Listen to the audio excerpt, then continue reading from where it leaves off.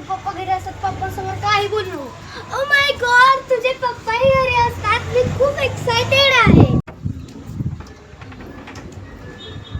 कोण आहे ही? माझ्या वर्गातली मैत्रीण आणि प्रोजेक्ट घ्यायला आली.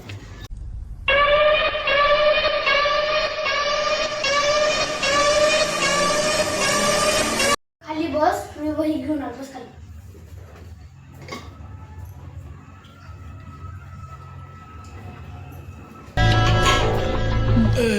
नमस्कार काका.